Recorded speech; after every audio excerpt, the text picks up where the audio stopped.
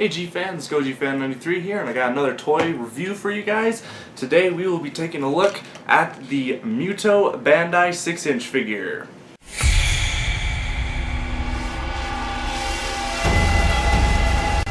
Alright guys, so here we go. This is the Bandai 6-inch Muto from the, I believe this is the Movie Monster series. Now this is the first Bandai figure that has been made in this line since like 2007, so a lot of the old school Bandai collectors like Rich Iso and a lot of those guys, they're really excited that they made a couple more new figures for this line. We'll just take a look at the tag first. So there's the front of the tag right there. It says Muto right there. It has the 2014 sticker right there. And it has a really cool picture of Muto right there, or the male Muto at least.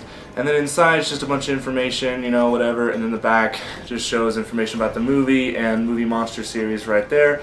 And a little Bandai. Alright, so first we'll talk about the sculpt and detail with this figure. Now when I first got this figure, he kind of looked like just a bigger version of the Muto that was in the Destruction pack that we got a couple months ago. And I'll, compare him when I do the size comparison. But overall, there's not too much detail with him. He's kind of just a simple, smooth design. There's not a lot of detail shown here. There's some detail shown in the face, if you guys can see, but not that much. In his belly, there's actually a little bit more detail. You can, if you guys can see, I don't know if you guys can, but there is a little bit of detail in his belly area.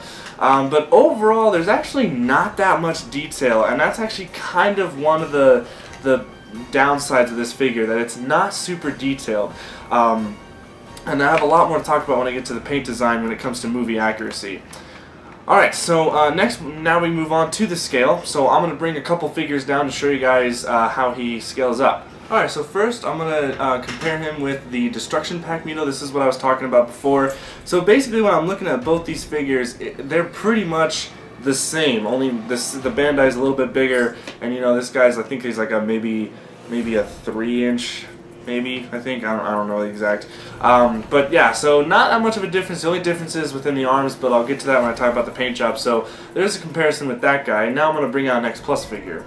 Alright, so here we have a comparison with an X Plus figure, so you guys can get an idea of how big this guy is. So he's probably not exactly 6 inches because he's a little bit, bent over, but still you can see the size comparison with how it compares with an X Plus figure. So he's pretty small when you put him next to this guy.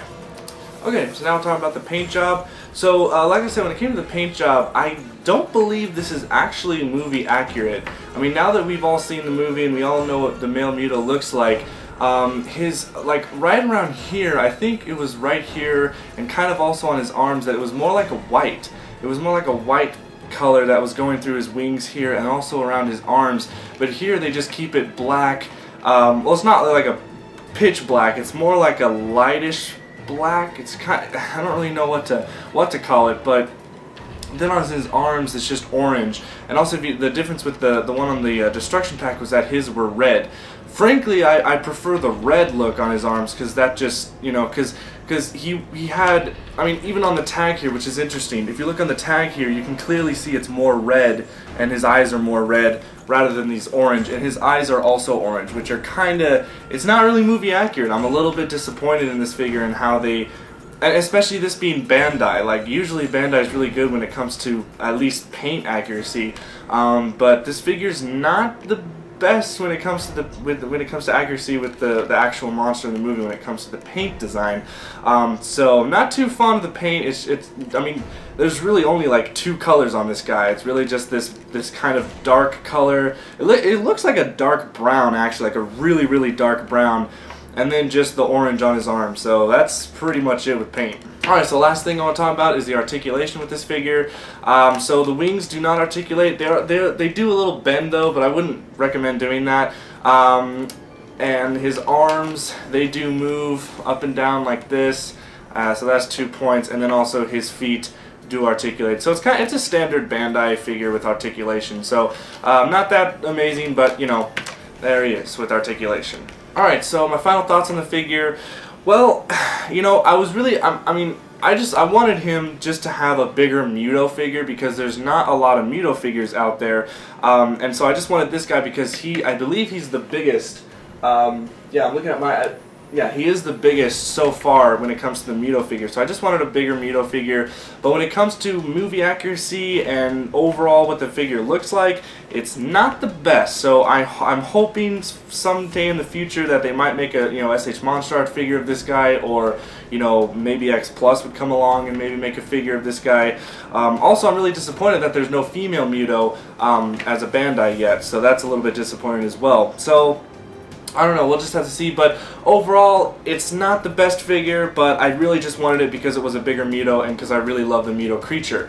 So yeah, but that pretty much wraps up my review. So I would still highly recommend get this guy though, because knowing Bandai, give it a couple, maybe like a month or so, and if Bandai does not make more stock of these guys, this guy's going to go up in price in the aftermarket. So I highly recommend getting this guy right now while you can, while he's at a low price. I think you can get him for like $12 if you order from a Japanese website, but I think on Amazon you can get him for about like $25. So not a bad thing, especially with the tag. But yeah, so that's it. I wrap up my review, and thank you guys so much for watching. Stay big, G fans.